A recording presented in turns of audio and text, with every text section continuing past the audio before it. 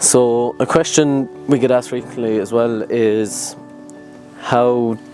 if our Zappi is connected to the internet, how do I know if it's updating constantly? So a quick way is press the menu button, and we will use our down arrow here to go all the way down to other settings. Once it's highlighted, press the plus button, and then we're looking for download firmware. So we'll use our button to go down to him, press the plus. So here we do have an update that needs to be installed. So we have check for updates highlighted, and we just want to scroll down to install new firmware. Press the plus button on that, and the Zappi will do an update and do a restart.